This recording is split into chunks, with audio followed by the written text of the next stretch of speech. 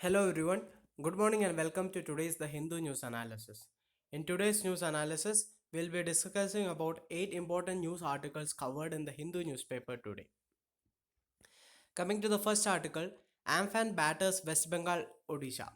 The tropical cyclone Amphan, it has reached the land of West Bengal and Odisha and has resulted in the death of 5 persons and thousands of houses were damaged, trees, electric poles uprooted by strong winds.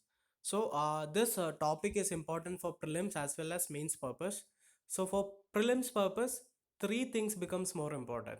One is the formation of tropical cyclones, the factors related to it. The second is the naming of the tropical cyclone.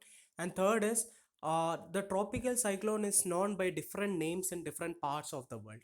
So these three things you should be knowing for prelims perspective. I'll just briefly discuss it now. Coming to the first part, that is the factors which are responsible for the formation of the tropical cyclones. One is the Coriolis force. I hope you know what is the Coriolis force. It is the force generated due to the rotation and thereby the winds will be moving in an anti-clockwise or clockwise direction depending on the hemisphere it is, right? So that force is Coriolis force. This plus warm ocean waters. When the surface of the ocean or sea waters is warm, what happens? Moisture, water evaporates, right? So this moisture, it acts as the energy source for the tropical cyclone. So this is the reason why tropical cyclones gain their strength when they are on the above the oceans, and when they come to the land, due to the lack of the moisture, their energy source is cut off. Thereby, the tropical cyclone just it just goes off, right? This is one.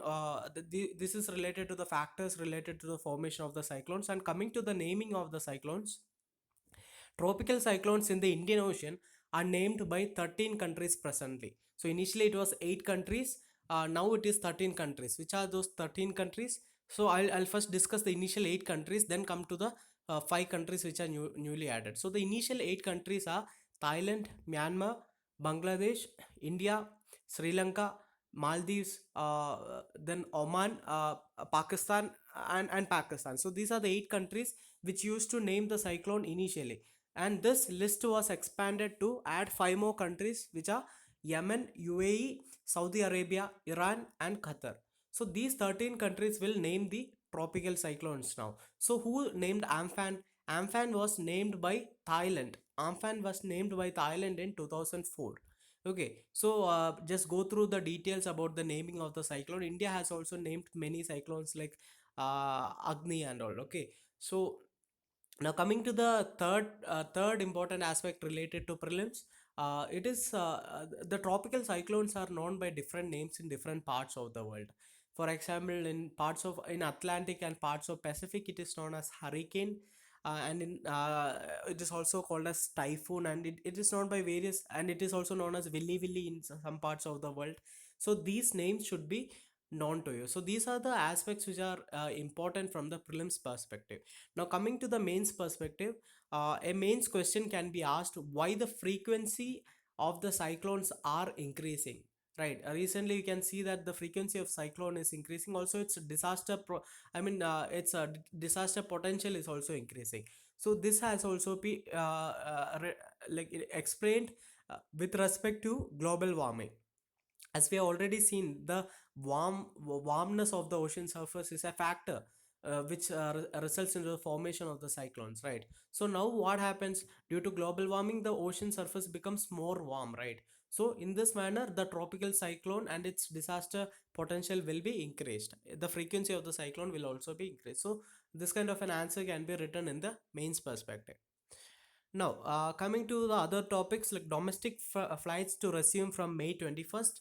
So here we can see that the government has decided to start the flights, and one third of the flights, one third of the capacity of the flights will be used. Also, there won't be any social distancing inside. All the three seats in the flights will be utilized. So there won't be any vacant middle seats, and also that is what the decision of the government is as of now. So Coming to the third topic, 2 in 5 COVID-19 patients have recovered. So this is related to the recovery rate, which has reached 40%. 2 by 5 means it comes to 40%, right? Also, coming to the daily increase in numbers, 5,437 fresh cases have been reported, and also 132 deaths have been recorded in the past 24 hours. Also, the recovery rate has climbed to 40%, and the total tally has increased to 1,11,862, and where the active number of cases comes at around 65,067 cases. And with this 132 deaths, the total death tally has rise to 3,436. Now, China accuses India of trespass, LAC heats up. So, this is the continuation of the border skirmishes which were faced by India and China in the areas of Ladakh and Sikkim. So, this we have discussed recently in a previous news edition. So, just go through which all areas are involved in this issue. One was the lake, Pangong So Lake in Ladakh, and one pass in Sikkim, right? So try to find out which pass was involved in this skirmish between India and China. Now coming to the news, China accused of the Indian army of crossing to its territory and blocking its patrols and attempting to unilaterally change the status on the line of actual control between the two countries in Sikkim and Ladakh. So this is more related to the main topic. So the India-China relation, you can add a dimension as the recent issues in Ladakh as well as Sikkim, the border skirmishes. This can be added as as a dimension in the mains answer. So also go through the map also from the prelims perspective. Go through the maps of Pangong So Lake and the passes which are in there in Sikkim. That comes to like Jalapla passes there, and there are two more important passes in Sikkim. Okay, so go through all the passes which are there in Sikkim, which can be important from the prelims perspective. Now, Nepal's new political map unacceptable, says India. So Nepal's new official map is artificial and unacceptable to India, the Ministry of External Affairs said on Wednesday after Kathmandu unveiled a new political map that claimed three areas, Kalapani, Lipiadhura and Lipu Lake of Uttarakhand as part of its sovereign territory. So this is a very aggressive stand by the Nepal government, and this is a concern for India. So here we can see that we can see the invisible hand of China in this. We can see the increasing power of China in Nepal as Nepal is becoming more aggressive against India now, right? So we will just see the map as of now. So this is the new political map which is shown by given by Nepal. So here we can see this circled area, right? In this circled area you can see a sharp area. That sharp area, it is the area which is newly claimed by Nepal as of now. So that area, if we just zoom it, we can see here this gray area at the bottom, it is Kalapani. It is Kalapani and Lipu Lake. Lipu Lake is a tri-junction. It is a tri-junction between India, Nepal and China. And on the top, the sharpest end is Lipiadura, right? So this is the areas which are being claimed by Nepal in its new political map, which are actually part of Uttarakhand, right? So just go through this map and the associated area. So when it comes here also, for it is important for GS2. So if you are able to draw the area, if you are able to draw this area of Lipiadura, Kalapani and Lipu Lake, uh, if a question comes in India on India Nepal relationship, then it will be giving you additional marks. So coming to the article of the day, China better prepared for post-COVID world. So it comes under GS2 international relations as well as for the India interview perspective. So from GS2, it analyzes the role of China in the post-COVID world. And coming to interview question, it analyzes whether how China and India fares comparative to each other after this post COVID-19 world, and whether India will be able to benefit from the negatives which are from the losses which are faced by China. Now coming to the article, so coming to India first. So how India is affected? We'll just discuss briefly about India, then we'll just compare China and India, right? So coming to India, India has surpassed China with regard to the number of confirmed COVID-19 cases and has moved past the figure of 1 lakh cases. So what distinguishes the present pandemic from the earlier ones is its economic impact, which is perhaps more threatening than the human cost involved. In case of India, all forecast has had to be shredded. Forecast in the sense the growth forecast. So we know that India, the IMF has predicted the growth forecast of India to be around 1.8%, which is much less than it usually had. Also, job losses had been massive, especially in urban areas. India's export in the month of April, it is the worst since the last 30 years. So these are the economic impact of India. Also, we have seen the plight of the migrant workers who are traveling by walk to their natives.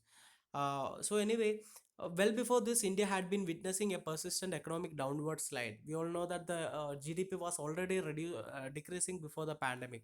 That is from the 8 percentages, it had come down to around 5 percentage, right?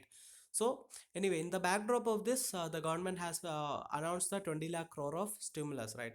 But even though the government says that the stimulus is comes to around 10% of the GDP, in actual terms, in real terms, economists are telling that it actually comes to around 2% of the GDP.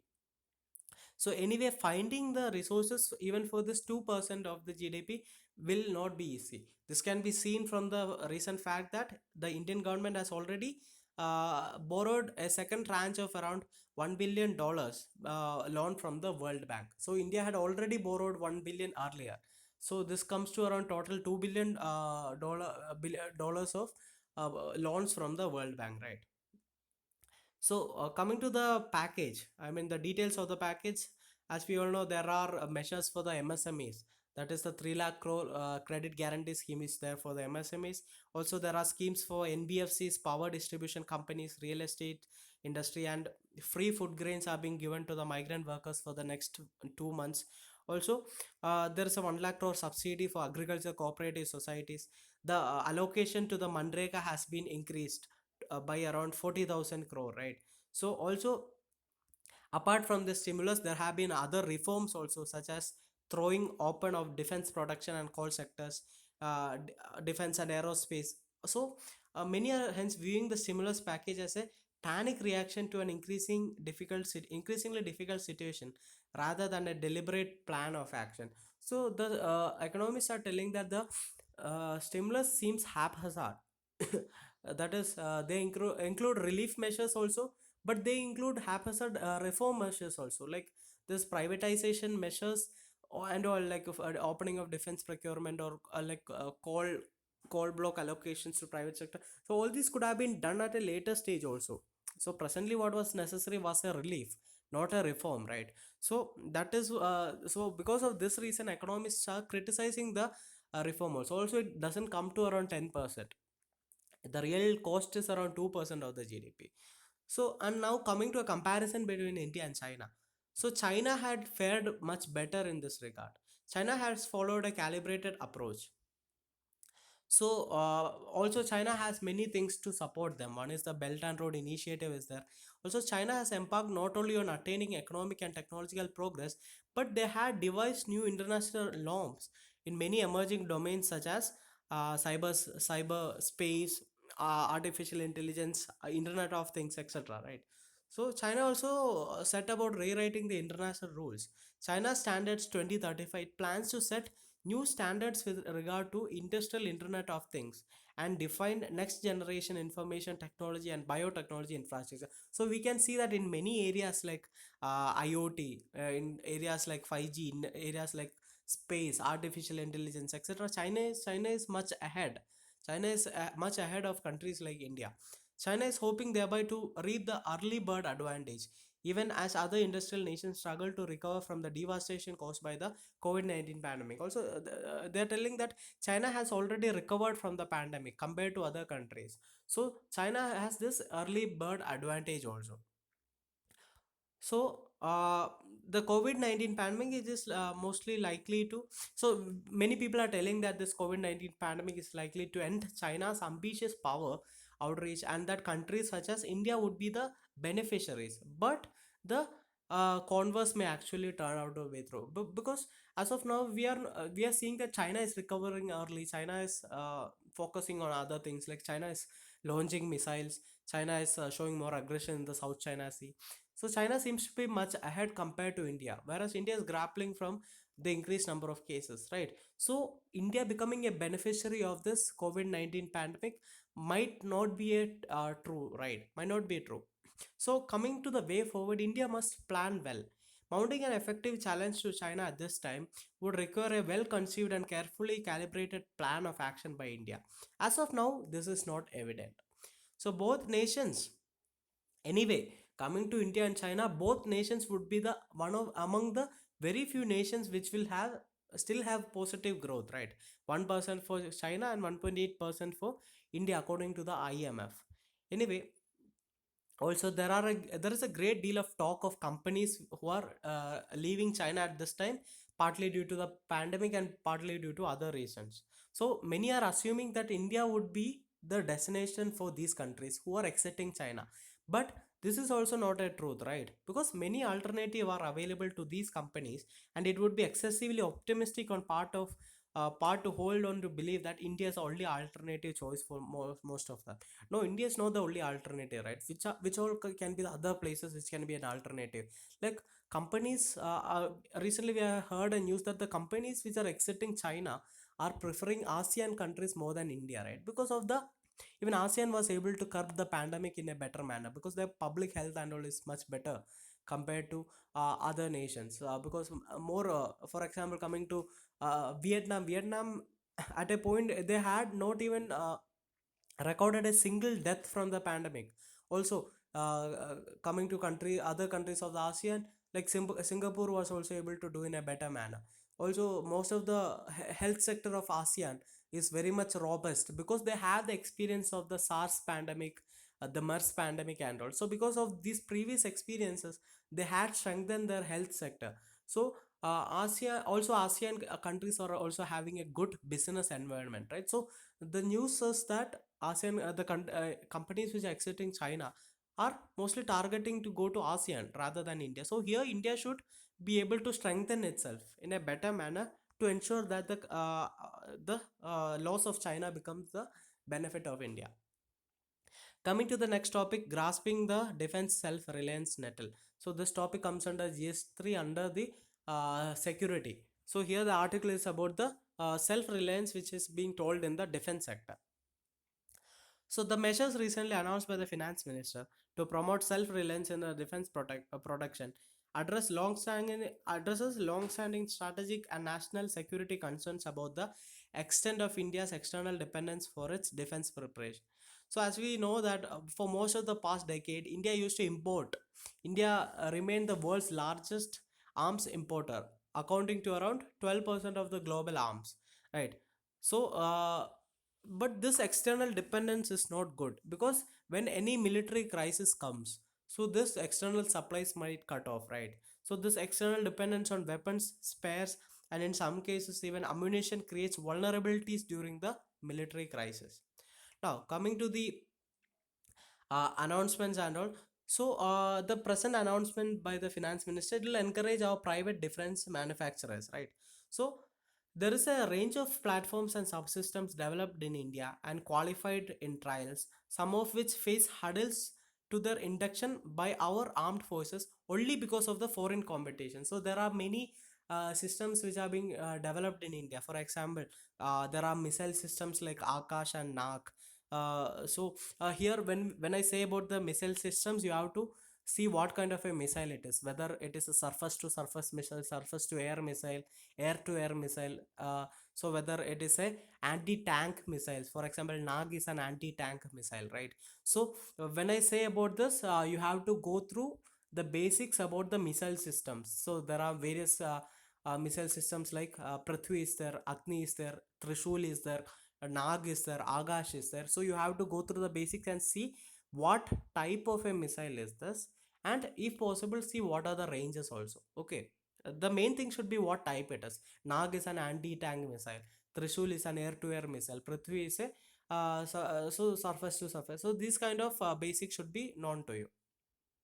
Also, other than this missile systems, we have light combat aircraft as well as the light combat helicopters, artillery guns, radars, electronic warfare systems, and armored vehicles. So these are the indigenously made systems of India, but we are not using it because of foreign competition, because we have better foreign alternatives. So there is another decision. It is to corporatize the ordnance factory board. So that is a very important step. It is a very positive step also, because ordnance factory board and all were not performing at its optimal efficiency. So their structure, work culture, and product range now need to be responsive to technology and quality demands of the modern armed forces.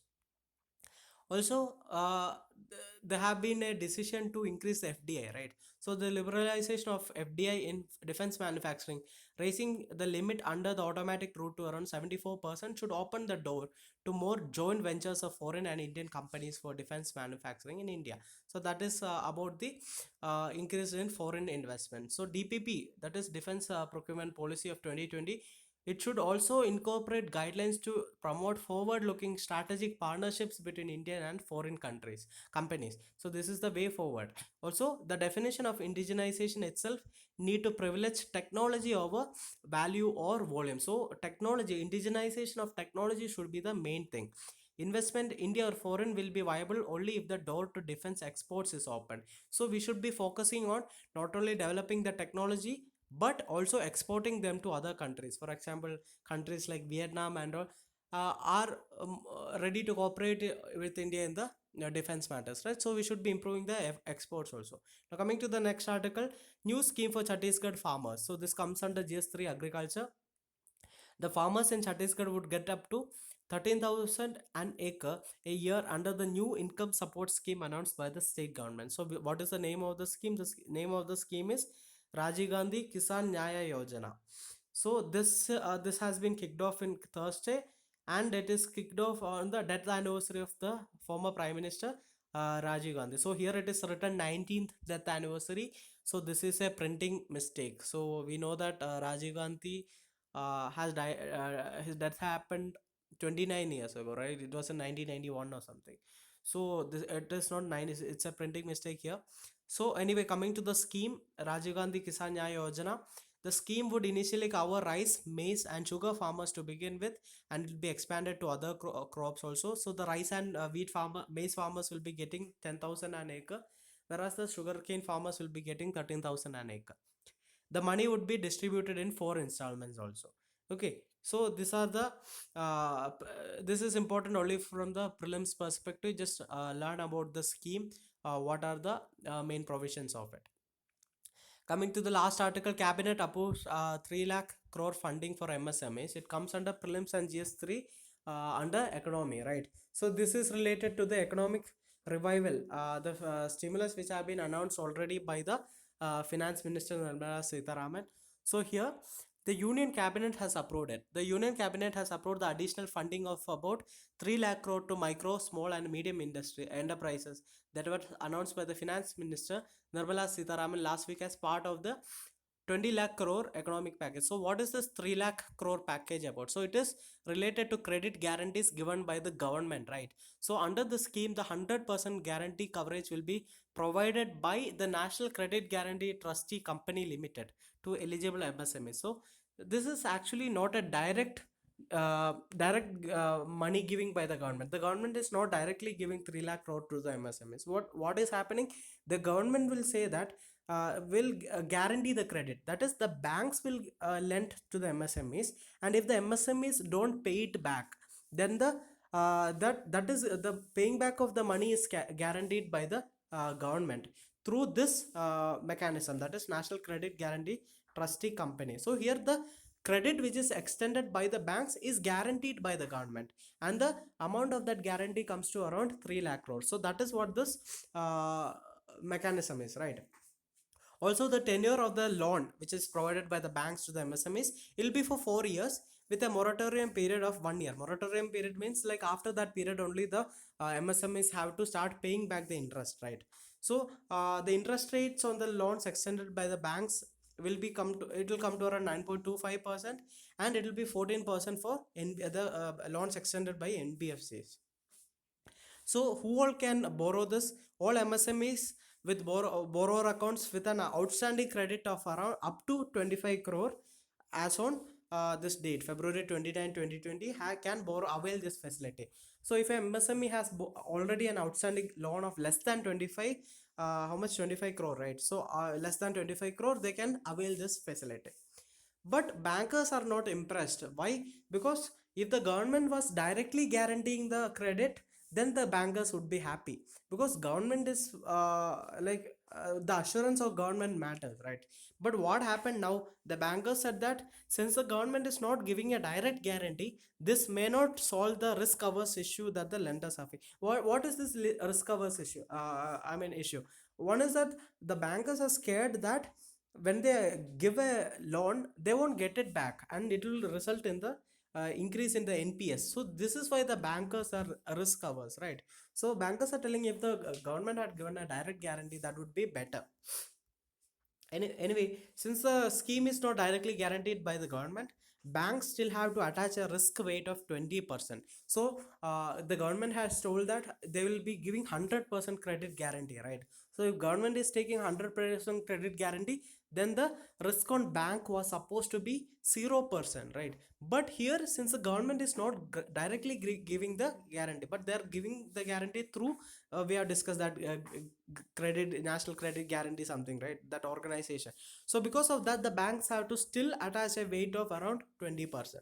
So that is what is happening.